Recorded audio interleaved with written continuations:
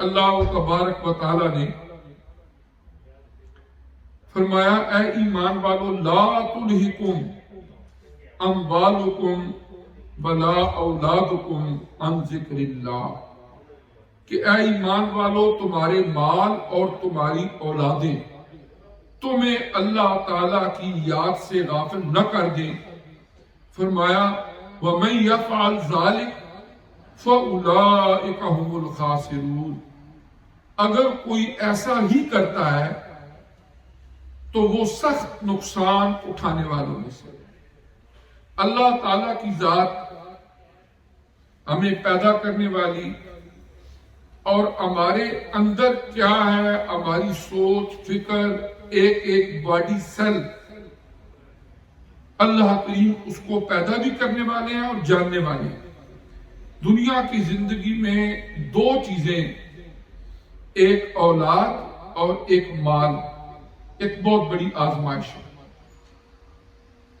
بعض اوقات مال کے حصول کی خاطر انسان اتنا اپنے آپ کو بزی کر دیتا ہے کہ اسے بھول جاتا ہے کہ میرا کوئی رازق بھی ہے۔ وہ اس بات کو بھول جاتا ہے کہ کوئی مجھے یہ رزق عطا کرنے والا بھی ہے، اور تلاش رزق میں اس راز کی حقیقی کو وہ فرگٹ کر دیتا ہے۔ اور بعض اوقات اولاد کی محبت میں انسان اتنا مصروف ہو جاتا ہے کہ وہ اللہ تبارک و تعالیٰ کو، اس کی یاد کو بلا دیتا ہے۔ تو اللہ تبارک و تعالیٰ نے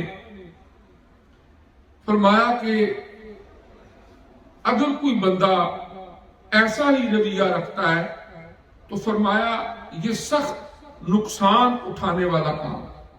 نقصان کیسے؟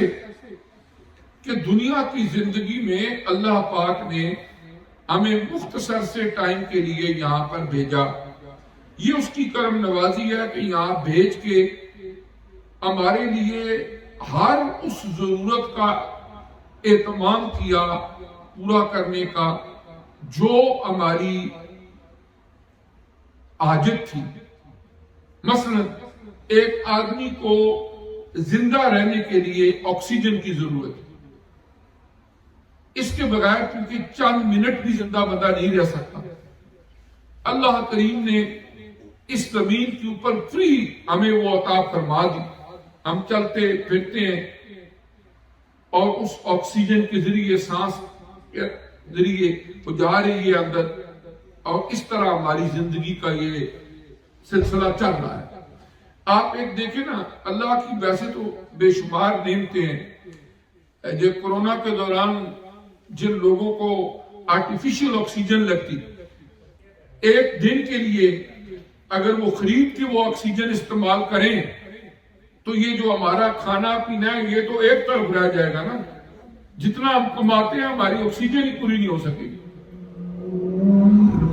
یعنی اللہ تبارک و تعالیٰ نے ہر چیز کا اہتمام کیا، لیکن ساتھ بار بار حکم دیا کہ تم اس زمین کے اوپر کھانا پینا رہنا سہنا یہ تمہارے لیے سب کچھ میں نے بنایا ہے، لیکن ایک بات کا خیال رکھنا، مجھے بلانا نہیں، مجھے یاد رکھنا ہے۔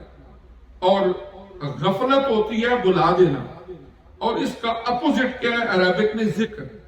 ذکر کا مطلب ہوتا ہے یاد کرنا۔ اور اس آیہ کریمہ میں بھی اللہ کریم نے یہی ارشاد فرمایا کہ اولاد اور مال کی محبت کہیں تمہیں اس دھوکے میں نہ ڈال دے کہ تم اپنے آپ کو اتنا مشغول کر لو کہ تم مجھے بلا دو۔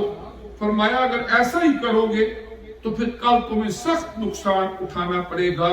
اور وہ نقصان کیا ہے کہ یہاں دنیا کی زندگی میں ہم اپنی لائف کو اچھا خوبصورت لگژری بنانے کے لیے کتنی کاوش کرتے ہیں۔ اب کیا ہے کہ یہ ایک ٹیمپریری لائف ہے، اور جہاں ہم نے ہمیشہ رہنا ہے، جس کی حد ہی کوئی نہیں، اس زندگی کو انسان بلا دے کہ وہاں بھی جا کے مجھے قبر میں لائٹنگ کی ضرورت ہے، وہاں پر بھی مجھے سکون کی ضرورت ہے۔ اب وہ کیسے حاصل ہوتا ہے؟ اللہ تعالیٰ نے کوئی چیز ہڈن نہیں رکھی. اللہ نے اپنے نبی بھیجے، اپنے رسول بھیجے ہر دور میں، اور پھر کتابیں نازل فرمائیں، پمفلٹس، صحائف بھیجے، اور بتا دیا کہ یہ ہے تمہارا دنیا کی زندگی کا مقصد. اگر اس کو پہچان لو گے تو کامیاب ہوگے، اور اگر جو اپنی من مرضی میں آیا وہ کر کے یہاں سے چلے گئے، پھر وہاں پر تمہیں نقصان اٹھانا پڑے گا جس کا ازالہ بھی ممکن نہیں ہو. پھر اگلی آیت ہے، آیت نمبر 10. فرمایا وَأَنفِقُوا مِمَّا رَزَقْنَاكُمْ، کہ جو کچھ ہم تمہیں یہاں پر دنیا کی زندگی میں رزق دیتے ہیں اس کو اللہ کے راستے میں خرچ بھی کیا کرو. من قبل ان یأتی احدکم الموت، فرمایا اس سے پہلے کہ تم میں سے کسی پر موت کا وقت آ جائے. موت ایک ایسی حقیقت ہے جس کا انکار دنیا کے اندر کوئی بھی بندہ جس کو ہوش و حواس برقرار ہے وہ نہیں کر سکتا. بہت ساری ریالٹیز ہیں، لوگ ان کو ڈینائی کرتے ہیں. لائک اللہ کی ذات ایگزسٹ کرتی ہے، لیکن جو ایتھیسٹ ہیں اس وقت ملینز کے حساب سے وہ لوگ ہیں جو نہیں مانتے خدا کی ذات. اسی طرح بے شمار اور ریالٹیز ہیں، ان ریالٹیز کو وہ نہیں مانتے، لیکن death is also a reality. اس ریالٹی کو ہر کوئی مانتا ہے، اسے پتا ہے، آنکھوں کے سامنے ہر روز لوگوں کو مرتے دیکھتا ہے اور ان کو پتا ہے ایک دن مر جانا ہے. لیکن ایک آدمی جو اللہ کی ذات کو بھی نہیں مانتا، قیامت پر بھی ایمان نہیں رکھتا، مرنے کے بعد حساب و کتاب پر بھی ایمان نہیں رکھتا، لیکن موت کو مانتا ہے، وہ کہتا ہے کہ موت ہے. اور ایک بندہ جو مومن آدمی ہے، ان دونوں کے اندر موت کو ماننے میں زمین آسمان کا فرق ہے. وہ مانتا ہے کہ ٹھیک ہے مرنا ہے، اسی لیے وہ دنیا کی زندگی کو ایسے گزارتا ہے کہ تھوڑے سے دن ہے، انجوائے کر لو، یاشی کر لو. لیکن مومن آدمی اپنی زندگی کو ایسے گزارتا ہے کہ میں نے اس دنیا کی زندگی کو ایک ڈسپلن کے تحت گزارنا ہے، وہ ڈسپلن جو یہ جان دینے والے نے عطا فرمایا ہے. حلال حرام کی تمیز کرنی ہے، گناہ سے بچنا ہے، نیکی کی طرف رغبت کرنی ہے. اب اسی لیے مومن آدمی وہ موت پر کیا یقین رکھتا ہے؟ والبعث بعد الموت، مرنا تو ہے ہی، مرنے کے بعد اٹھنا بھی ہے، اور اٹھ کے پھر اللہ تعالیٰ کی بارگاہ میں جواب دے بھی ہونا ہے. تو فرمایا کہ اس سے پہلے کہ تم میں سے کسی پر موت واقع ہو جائے، فَيَقُولَ، پھر وہ یہ کہے رب لولا اخرتنی الی اجل قریب، کہ اے اللہ پاک مجھے تھوڑی سی ڈھیل دے دے، تھوڑی سی اور مہلت دے دے، اس موت کو تھوڑا ڈیلے کر دے. کیوں؟ الی اجل قریب، تھوڑے ٹائم کے لیے. فَأَصَّدَّقَ، فرمایا تاکہ میں صدقہ و خیرات کروں، وَأَكُن مِّنَ الصَّالِحِينَ، اور میں اللہ تعالیٰ کے نیک بندوں میں سے ہو جاؤں. میں سچائی پر قائم رہوں، صدقہ و خیرات کروں، اس کے بعد میں نیک لوگوں میں سے ہو جاؤں. اے اللہ پاک تھوڑی سی مہلت مجھے اور دے. یہ کون کہہ رہا ہے؟ اللہ پاک فرماتے ہیں کہ جب موت کا فرشتہ سر پہ کھڑا ہو جاتا ہے اس وقت بندہ یہ کہتا ہے. اور حدیث مبارکہ میں ہے کہ جب موت کا وقت آتا ہے، نیک لوگوں کو جنت کا ایک نظارہ سامنے دکھایا جاتا ہے، اور جو دوسرے ہوتے ہیں ان کو دوزخ کا کوئی نہ کوئی منظر نظر آتا ہے. اسی لیے جب مومن آدمی کی موت کا وقت ہوتا ہے اس کے چہرے پر ایک مسکراہٹ آتی ہے.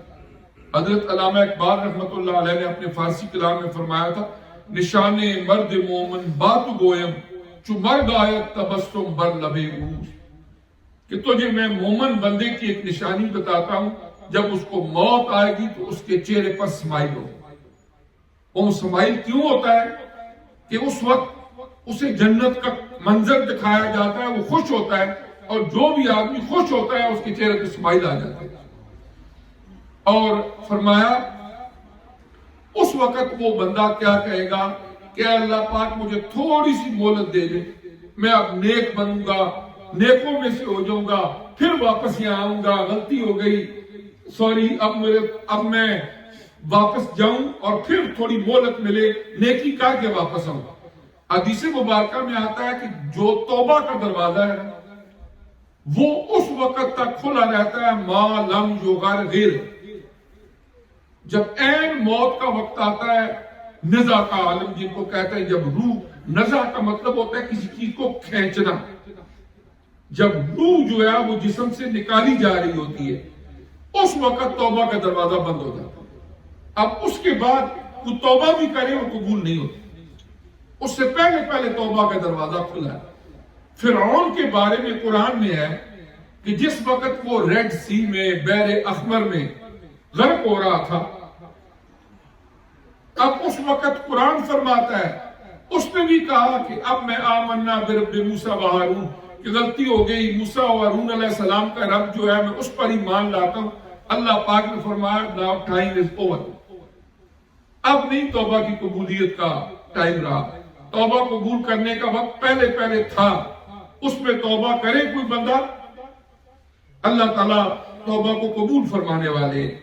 لیکن جب موت کا وقت عین سر پہ آ جاتا ہے، قرآن پاک کی سورہ المنافقون 28 پارہ ورس نمبر 11، اللہ پاک فرماتے ہیں، ورس نمبر 10 میں فرماتے ہیں کہ وہ کیا کہے گا، رب لولا اخرتنی الی اجل قریب، اے اللہ پاک مجھے تھوڑی سی مہلت اور دے، تھوڑی ڈیل دے، تھوڑا ڈیلے ہو جائے موت، میں واپس جاؤں، نیکی کروں، پہلے مجھے پتہ نہیں تھا کہ اتنا خوفناک معاملہ ہے گا، پھر میں نیک بن کے آؤں گا۔